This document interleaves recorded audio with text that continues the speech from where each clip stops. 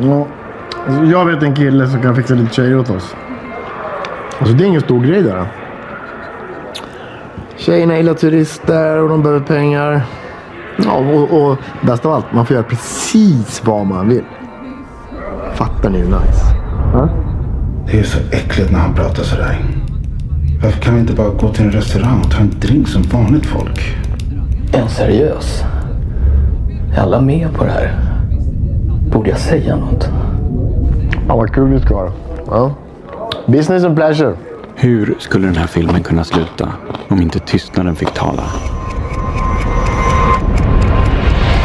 Ja, och bäst av allt, man får göra precis vad man vill. Fattar ni hur nice? Ja? Vad håller du på och snackar om egentligen? Så, vi ska på en affärsresa, lägg av, okej? Okay? Tack Daniel. För en gång skulle hålla jag med dig. Om någon i din närhet pratar om att köpa sex, säg ifrån. Samtycke är aldrig något man kan betala för eller byta sig till. Och genom att du tydligt tar avstånd hjälper du andra att också våga göra det. Ja. Thank you. And good afternoon, everybody. And thank you, Marta Center, for having me here, and the Swedish Embassy for making that happen. Thank you so much. I would also like to compliment you on this organization. It's a very good conference, and I realize now from the before lunch that I could actually have had my presentation in Swedish, because you had Scandinavian translators on the scene. So that's I am very impressed by that. I am Janna Davidsone, the national rapporteur, or responsible for rapporteur position in the Swedish police. And I am also operations developer with a previous background of investigating human trafficking and gender-based violence prior to that. I am here to talk about preventing and combating human trafficking with the equality model, or also known as the Nordic model, which we heard before, and originally the Swedish model. Adopting this model is recognizing that violence and oppression of women is part, or the sex purchase is violence and oppression against women. Adopting the model is also targeting the demand and preventing sex purchase, like we saw now with this campaign movie that is produced by the Gender Equality Agency in Sweden. The Sex Purchase Act was adopted in 1999, and it criminalizes the sex buyer but not the victim. It has had a normative effect in Sweden, which means that only 10% approximately of all men has bought sex. It has also criminalized more than 15,000 sex buyers since it was implemented, which says something about its effectiveness if you compare to, for instance, the proposed knowing use legislation in the EU, which I will come back to. It is also a crime preventive measure to just have this legislation implemented, because it means that Sweden, or a country which has adopted this law, is not ideal for it's not an ideal country for the sex industry. With the highlight on this law and the capacity for the police to go on the scene only for chasing sex buyers, it will mean that it will not be very lucrative for the sex traffickers to operate in Sweden, obviously. And it also means that the police can access the victims early on without suspicion of human trafficking or minors on the scene. Only the fact that she is a victim of sex purchase is enough to do these welfare visits that we heard about earlier. We had a strengthened legislation in 2022, and now we have prison as the minimum punishment, which means that we also have an increased capacity of investigation, because the statutory limitation period is now 2 years. So we can now chase sex buyers in the same case for up to 2 years. And this is a very good instrument, obviously, and has increased our level of convictions a lot since then. And it also means that we can, on a mandatory routine basis, take DNA samples of the suspects, because that is required in the Swedish legislation, that it can give imprisonment in order to do that. And these DNA samples can be matched to any other crimes or any other forensic trace. And this is just to show you a little bit what I meant with the crime preventive effect, that only to have the Sex Purchase Act in place prevents also organized crime. The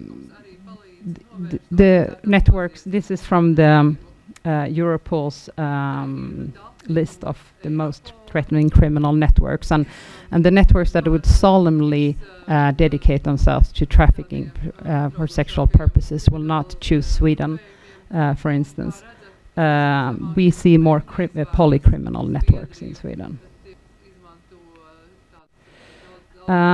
So when it comes to the actual field work that we perform, it's only possible, obviously, to do due to the Sex Purchase Act, that we can access these brothels, which are usually, like was mentioned here before, in Airbnbs nowadays and apartment hotels. And these are perpetrators taking advantage of the already vulnerable persons. It's important to remember, because sometimes you get the idea that it's women that are doing this out of their own will and so forth, but to be able to do something out of your own will, you have to have real alternatives, and this is not always the case. And this is just to show you a review about from a sex buyer of Ukrainian victims, that we've also talked about how exposed Ukrainian victims are right now, and this is somebody who thinks that he's making her a favor, I guess. You can read for yourself, it's quite cynical. And young girls are usually victimized through sugar dating and social media and closed apps. And this is a case about a young girl from Poland that I investigated myself when I was operational. And she was very vulnerable. She was found victim of trafficking of human beings for minors in 2019, twice actually. This was her second time in Stockholm. And this picture was on her ad on Sugar Daters, but it was also on Real Escort, where she was named Sweet 18, but she was not 18, she was 17. And she didn't know Swedish, didn't have any family or friends in Sweden. She didn't even know her own address. She was dependent on drugs, which was also used by the trafficker as coercive control. And it was a successful case. And then we also have a problem with Thai industry in Sweden.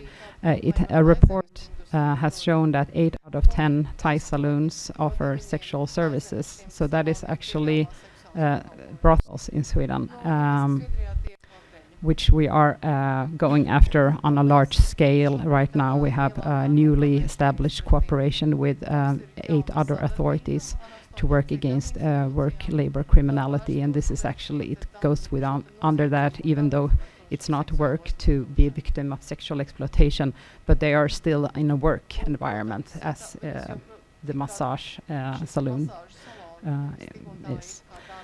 And this is a quite common scene in these not serious massage saloons.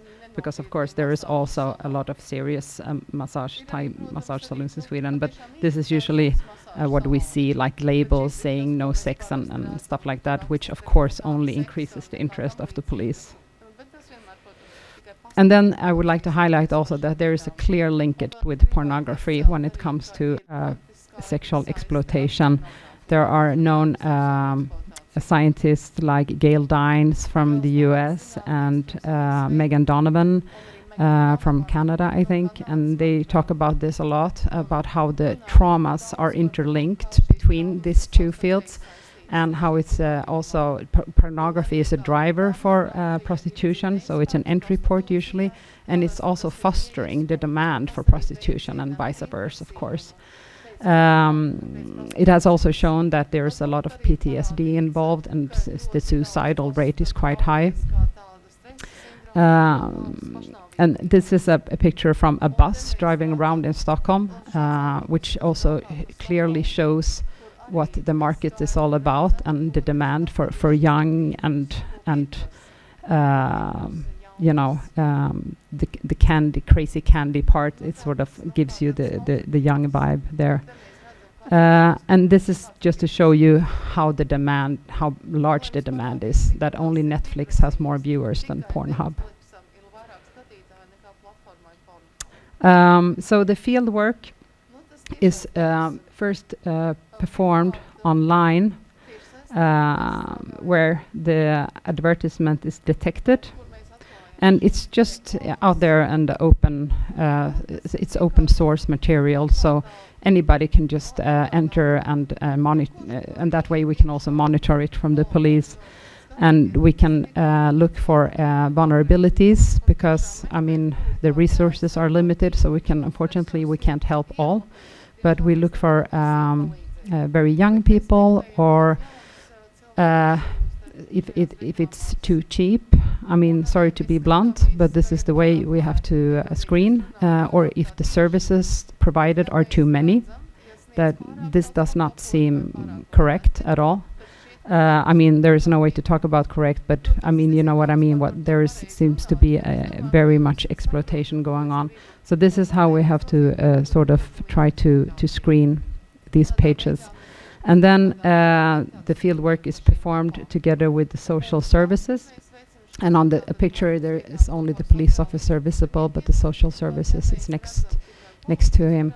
And talking to the woman about her situation, and actually looking into her phone at the moment with her acceptance to follow a chat with a sex buyer.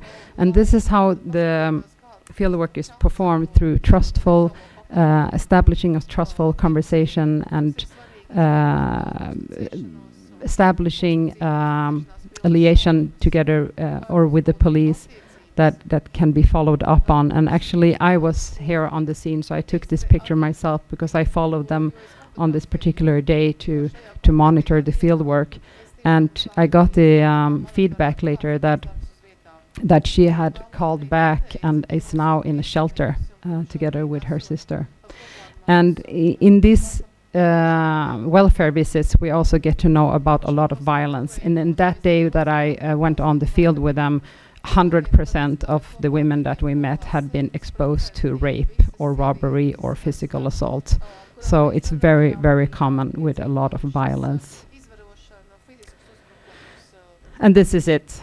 You've also touched on that, and also UK, that we must look for this just like we look for narcotics. It's the same.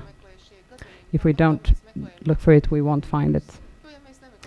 And here is what I want to also highlight, how in the context of the EU common proposal of the knowing use, meaning buying sexual or exploitative services from somebody. In Sweden, this is regarded as rape. And we've had, since we implemented this law, we only had one case within the context of trafficking, which is really showing how difficult it is to prove that somebody was aware about buying exploitative services. And the only way we could prove it was because the act was actually provided by the sex, the proof was provided by the sex buyer himself, because he wrote on a review where he had, on the advertisement where he had booked the woman, he wrote, "Revisit after a week. The first impression changed from positive to negative, unfortunately. Has probably been working hard last week. Tired, unfocused, unfresh, dull new apartment. Suspected trafficking, nothing to recommend." And of course it was this wording here that got him convicted for negligent rape, and he got, additionally to buying sex, he also got 1 year of imprisonment for negligent rape. So bottom line is that it's rape to have sex with somebody exploited, but it's already a crime to buy sex from that person with a equality model.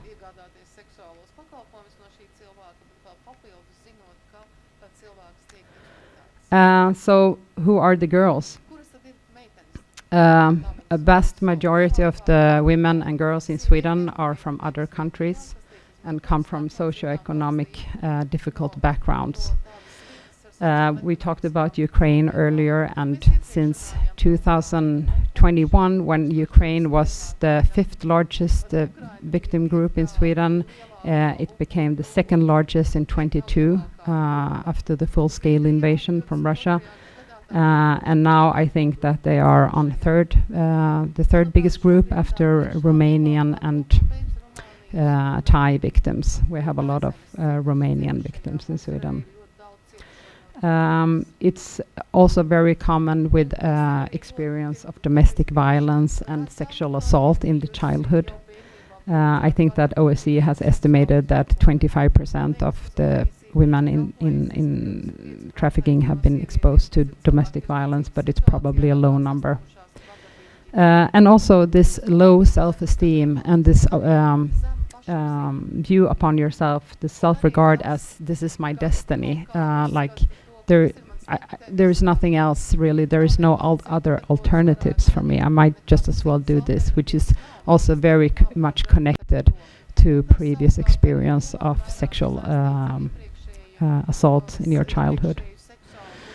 And then also then used as anxiety control to endure your situation or your drug abuse. Or what trends and challenges do we have in Sweden? The digital arena, obviously, like was mentioned here also before, we have to look upon what happens on the digital arena as if it was a crime, a physical crime that happened right here. And that we have to do also when we interpret what is exploitation in court. Like, for instance, the trade measure of transport. It's just as real to transport somebody from an open to a closed chat room as it is transporting that person from like a bus stop into an apartment. And we have to try to think about this also in court when we interpret human trafficking. The business model of it is also something that challenges the police, because it does affect the concept of vulnerability, how we as police and other authorities and helpers perceive the victim, because this is a modus operandi from the trafficker to make it look like to make it look like a business model, a deal between two parties, where the victim will get up to 50% of the proceeds and will possibly not look upon herself as a victim, initially at least.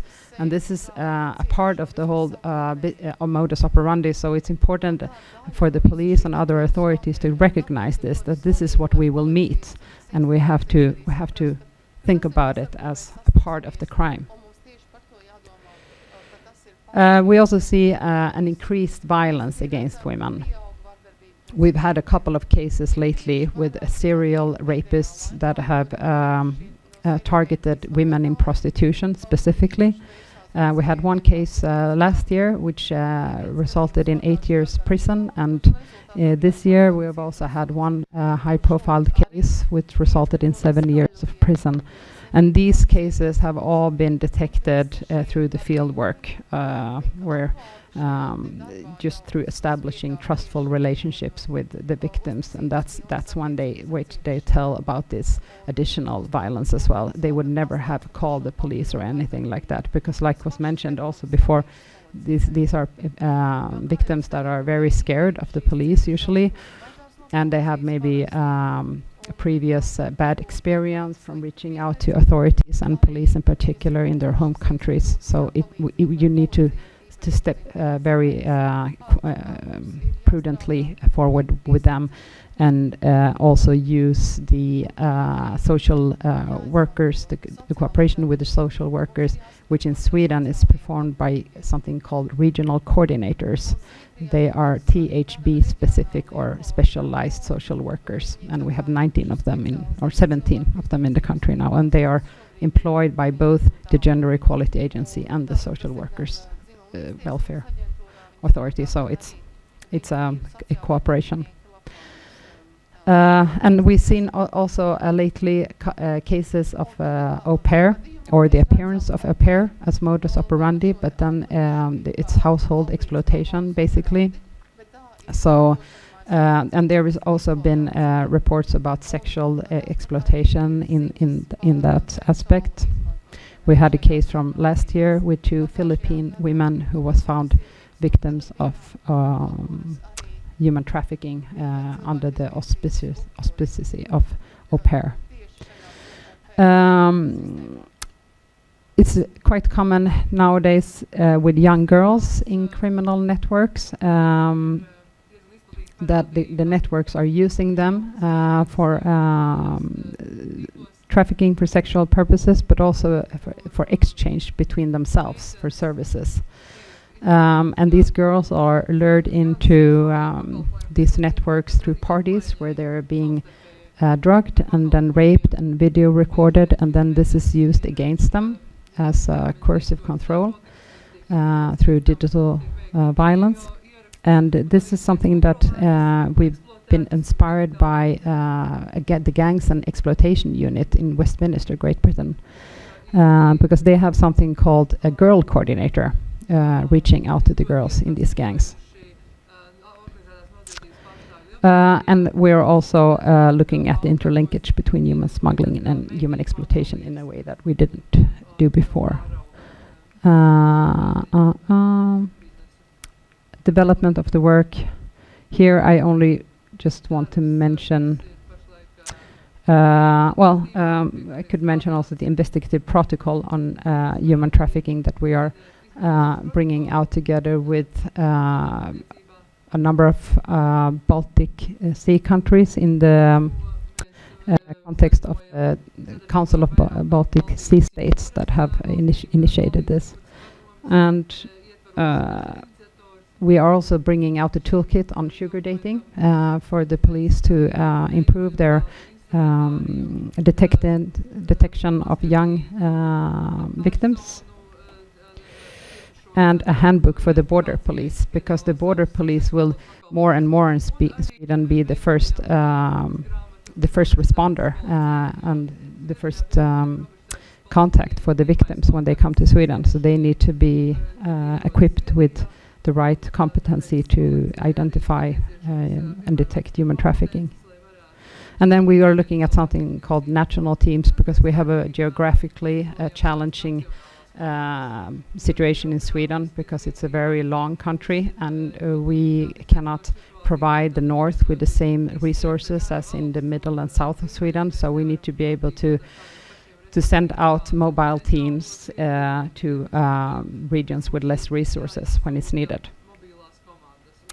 And then we're also working with contact videos in Romanian and Thai and Dari for now on, to be able to reach out to victims.